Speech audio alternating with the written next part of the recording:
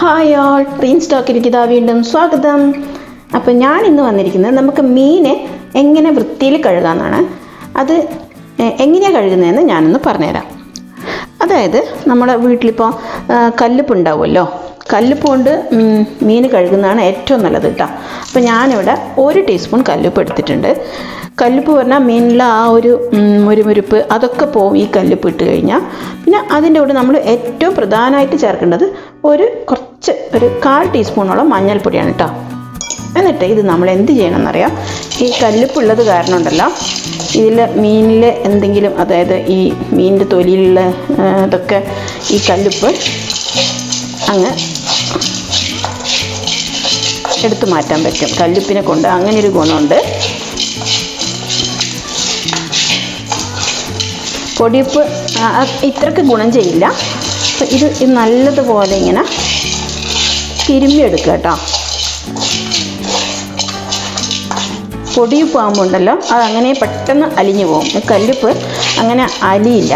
ആ മീനിലെ ഒരു എന്താ പറയുക, മീനിൻ്റെ ഇതുണ്ടല്ലോ ചെതുമ്പൽ, അതൊക്കെ ഈ കല്ലുപ്പിലൂടെ അങ്ങ് മാറ്റിയെടുക്കാൻ പറ്റും. ഇനി ഇതൊന്ന് ഞാനൊന്ന് കഴുകിയിട്ട് വരാം. അപ്പോൾ ഇത് ഞാൻ നല്ലതുപോലെ കഴുകി കൊണ്ടുവന്നിട്ടുണ്ട്. പ്രത്യേകം ശ്രദ്ധിക്കുക, മഞ്ഞളിട്ടിട്ട് തന്നെ കഴുകണം. അതാണ് ഈ വിഷങ്ങൾ, മീനിലുള്ള വിഷങ്ങളൊക്കെ പോകാൻ ഏറ്റവും നല്ലത് മഞ്ഞൾ തന്നെയാണ്. പിന്നെ കല്ലുപ്പ് ആണ് ഏറ്റവും നല്ലത്. അതിനുള്ള ആ ഒരു എന്താ പറയുക, ഈ ചെതുമ്പലൊക്കെ ഉണ്ടല്ലോ, അതിങ്ങനെ നമ്മൾ ഇങ്ങനെ ആക്കുമ്പോൾ തന്നെ അത് ആ ചെതുമ്പലൊക്കെ അതിൻ്റെ കൂടെ തന്നെ വരും. ഇത് കഴുകിക്കഴിഞ്ഞാൽ നമ്മുടെ കൈ എന്ത് തന്നെയായാലും നല്ലൊരു മണം ഉണ്ടാവും. മീനിൻ്റെ മണം പെട്ടെന്നൊന്നും പോവില്ല. അതിനെന്താ ചെയ്യേണ്ടതെന്ന് പറഞ്ഞാൽ, ഞാനിപ്പോൾ ഇങ്ങനെയാണ് കാണിക്കുന്നത്. അപ്പം ഞാൻ അന്ന് എൻ്റെ ചാനലിൽ ഇട്ടിട്ടുണ്ടായിരുന്നു എങ്ങനെയാണ് ഹാൻഡ് വാഷ് ഉണ്ടാക്കുന്നതെന്ന്. അപ്പോൾ അതിൽ നിന്ന് ഞാൻ എടുത്ത് കൊണ്ടുവന്നിട്ടുണ്ട്. അപ്പോൾ അത് എടുത്തിട്ട് നമ്മൾ ഹാൻഡ് വാഷ് ഇട്ടിട്ട് ഒന്ന് ഇതുപോലെ കഴുകുക കേട്ടോ.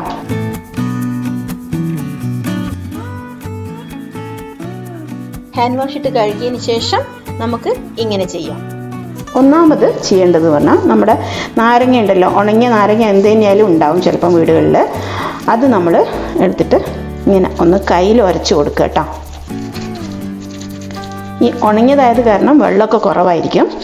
അപ്പോൾ ഇത് എല്ലാ ഭാഗവും ഒന്ന് കയ്യിലൊന്ന് ഉരച്ച് കൊടുക്കുക. എന്നിട്ട് ഇതൊന്ന് കഴുകുക കേട്ടോ. ഇതൊന്ന് വെള്ളം ഉപയോഗിച്ചൊന്ന് കഴുകുക. ഇത് ഒരു ടിപ്പ്.